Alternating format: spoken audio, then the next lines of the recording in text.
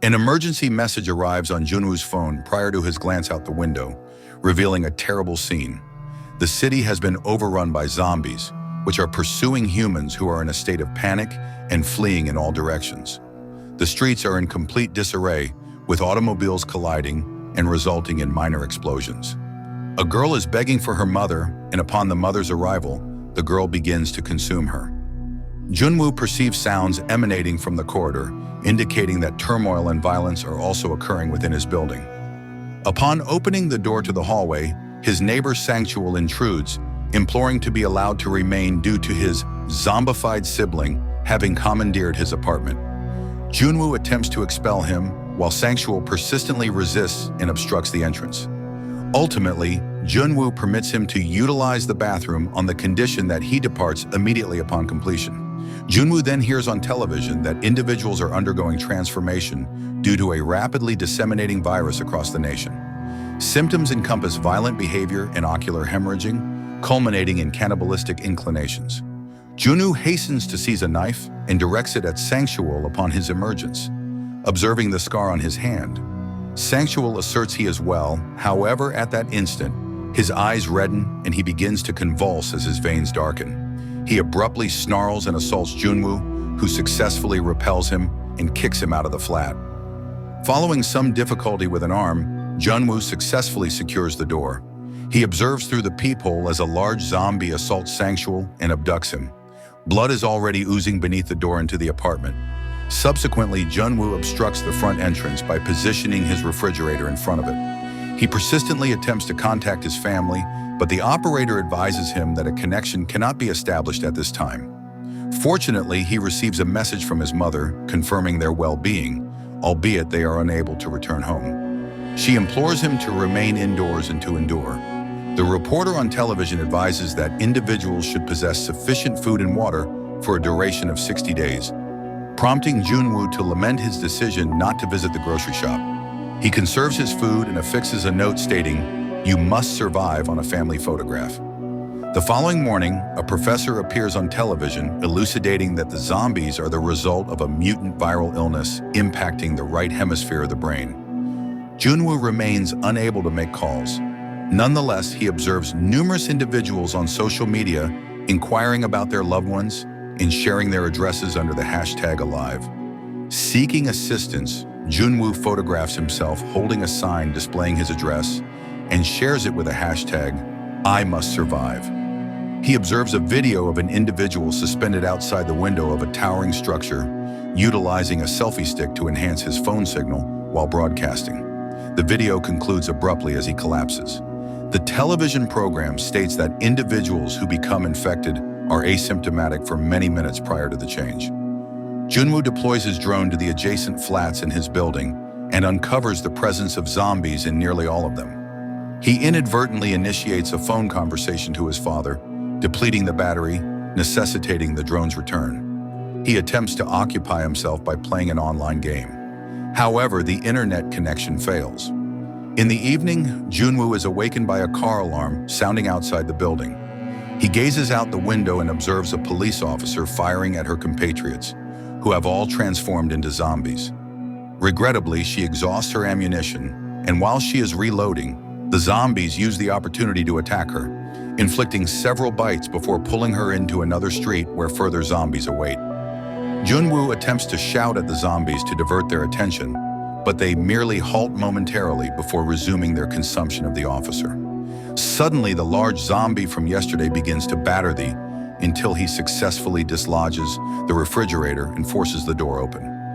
Junwoo hastens to initiate a counterattack, but lacking sufficient strength, he retreats to the balcony and leaps over it. As the zombie pursues him, it tumbles over the railing and plummets to the ground, but Junwoo securely clings on. He observes the earlier horde of zombies and recognizes that the police officer has also undergone a transformation. Subsequently, he implements further precautions to secure thee and is disheartened to observe that the zombies' intrusion resulted in the devastation of the majority of his food provisions. That night, he records a video for his fans, articulating his profound fear on the scenario. On the 7th day, Junwoo commences consuming his father's whiskey and obscures the windows with colored paper to prevent visibility from the exterior. Television news reports that the sickness is transmitted solely through contact with blood. Hence, an individual can remain safe by avoiding bites and puncture wounds. The zombies acquire enhanced strength and sensory abilities. Many of them even possess the capability to execute typical human actions, such as opening doors and resuming their previous occupations. After viewing an enticing advertisement, Junwoo consumes a bowl of ramen and realizes too late that a post-it note indicated this was his final meal. In his exasperation, he topples his water bottle and proceeds to refill it at the tap, only to find that there is no flowing water throughout the entire flat. He ultimately extracts the scant droplets from the table. On the 10th day, Junwoo documents another video expressing his frustration with the television messages that instruct viewers to remain at home. He is eager to depart, yet zombies remain outside. He recalls an emergency application, including a radio broadcast that can utilize an audio jack as an antenna. However, Junwoo possesses only wireless earphones. On the 15th day, Junwoo engages in dancing throughout the apartment as a means of coping. At that moment, he perceives a sound and is astonished to discover his family returning. This fleeting moment of joy endures for only a minute before he recognizes it as a hallucination, precipitating a collapse. He falls to the ground devoid of hope until a voice message startles him. Junwoo hears his mother instructing him to remain at home, but the transmission is fraught with static, rendering the remainder unintelligible. Imitating the individual from the video, he positions himself on the balcony with a selfie stick, attentively listening to the message while the zombies anticipate his descent. Regrettably, the message concludes with a zombie assault on his family, implying their demise. This prompts Junwoo to erupt, leading him to demolish all the items in the living room. However, it fails to alleviate his frustration. He exits and strikes a zombie with a golf club till it is deceased. As he shouts for additional assistance, he peers around a corner and discovers a zombified sanctuary. Junwoo is not intimidated by a solitary zombie. However, his shouting has attracted an entire horde. He rushes to the elevator and opens the door, only to be confronted by further zombies emerging. A frightened Junwoo swiftly flees and successfully conceals himself just in time. Once the swarm has dispersed, Junwoo proceeds to return to his residence. A fresh zombie emerges nearby, but it is blind. Hence, Junwoo waits for it to move away before hastily entering his flat.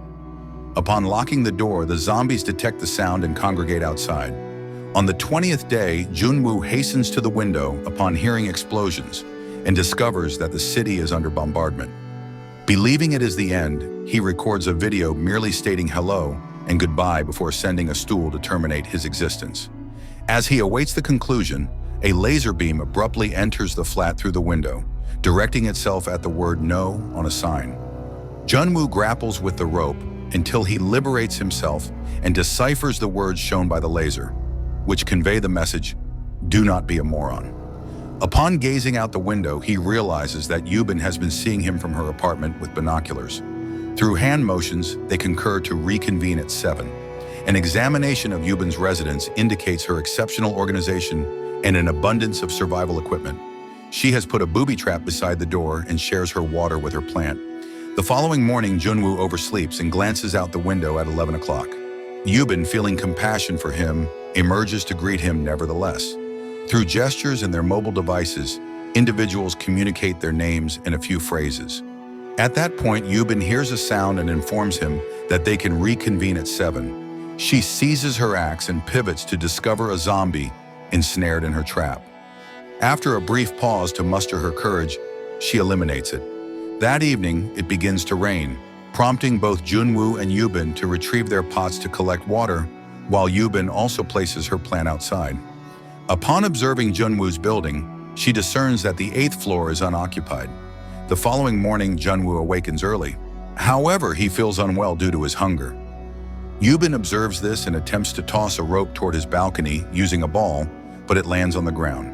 Junwoo deploys his drone equipped with rope, which is securely fastened at both ends. Subsequently, Yubin dispatches a bag containing food, along with a note instructing to consume it gently. At that moment, Junwoo observes that a zombie firefighter has seized the ball and is tugging at the rope. The table at the opposite end is pulled across the flat and strikes Yubin, rendering her unconscious. With the table immobilized against the railing, the fireman commences his ascent up the rope. Junwoo hurls empty bottles to impede him, although none make contact. Junwoo deploys the drone, maneuvering it close to the firefighter in an attempt to destabilize him. It succeeds in grazing his cheek. The zombie persistently swats at the drone, necessitating Junwoo to meticulously evade each motion. As zombies begin to batter his door, he becomes distracted, causing the drone to plummet. However, he regains control just in time. Regrettably, the fireman successfully seizes the drone and obliterates it, but before he can ascend further, Yubin awakens and severs his hand, causing him to plummet. As Yubin examines her bruises in a mirror, Junwoo sends a message on his phone, urging her to remain resilient. Eventually, Junwoo observes that the food supplies are dwindling once more and reminds himself of his need to survive for his family. Having covered his feet and head, he departs the apartment in the dead of night. Numerous corpses line the corridors, including Sanchul, prompting Junwoo to discreetly retrieve his keys while avoiding detection from a nearby zombie. He thereafter enters Sanchul's apartment and retrieves food from the refrigerator, headphones, a jacket, and walkie-talkies. He subsequently observes an object on the bed and shifts the covers to discover a deceased woman. At that point, he is assaulted by Sanchul's zombified sibling, who brings him to the ground. Junwoo used the deceased woman as a shield, enabling him to evade and commence running. The zombie pursues him. However, Junwoo hurls a metal bar to impede its progress and secures the door upon his exit to ensure his safe return home. Following a snack, Junwoo severs the headphone cables to repurpose the jack as an antenna. Nevertheless, the radio application fails to function. He then returns the suitcase to Yubin, along with a walkie-talkie and some provisions from the neighbors. They converse briefly to express mutual support, revealing that Yubin contemplated suicide as well. During lunch, they simultaneously cook noodles to simulate dining in each other's presence. Subsequently, they devote the entire afternoon to conversation, during which Yubin reveals her fear of heights, stemming from a childhood fall while climbing. At that moment, they hear a sound and assume it is raining. Nevertheless, upon looking outside, they realize that every zombie in the vicinity is simultaneously charging towards them. As they advance through their various buildings, the survivors endeavor to remain silent on the ground. Yubin inadvertently topples a shelf, drawing the zombies' attention with a commotion. A frightened Yubin believes it is over, but Junwoo recalls that all the units are interconnected and contacts Yubin's neighbor. The ringing telephone causes the zombies to retreat from her door. Due to the increasing danger of remaining on their respective floors, Yubin informs Junwoo about the vacant apartment on the 8th floor, and they concur to convene there. Junwoo intends to formulate a plan. However, Yubin employs a table and some rope to leap through the window and land safely on the ground. The zombies swiftly pursue her, and she demonstrates remarkable abilities by either evading them with her speed or combating them with her axe. She employs car doors as weapons against them. As she approaches the adjacent building, she inadvertently discovers and seizes the officer's firearm. A zombie lunges at her, but before it can bite, Junwoo strikes it with his golf club. The couple now collaborates in combat, continuing to eliminate zombies while advancing towards the building, utilizing the abandoned vehicles for concealment. Upon entering, they shut the door and access the elevator just before the zombies shatter the glass. They soon arrive at the 8th floor and begin searching for an unlocked flat. Unexpectedly, they perceive a sound and ascertain the presence of zombies within these tunnels as well. Yubin hastens to locate an unoccupied entrance while Junwoo obstructs the corridor with various things to gain time. At that moment, a door opens and a disguised individual emerges. After propelling Yubin into his apartment, the man hurls a gas bomb at the zombies, allowing Junwoo to sprint and enter the apartment as well. Upon the man's locking of the door, Yubin expresses her apprehension as this location was intended to be unoccupied. Nevertheless, the man is kind and generously shares his food and water with them. He reveals significant information because to his elevated position, he occasionally intercepts radio signals and has discovered that a rescue team is imminent. Yubin and Junwoo are elated, but abruptly, Junwoo loses consciousness due to a sedative administered in the water. As Yubin merely consumed a drink, she is only experiencing dizziness. The man successfully restrains her hands and pulls her into another room, where he secures her alongside his zombified spouse. The blood on the walls suggests she has already consumed her own offspring.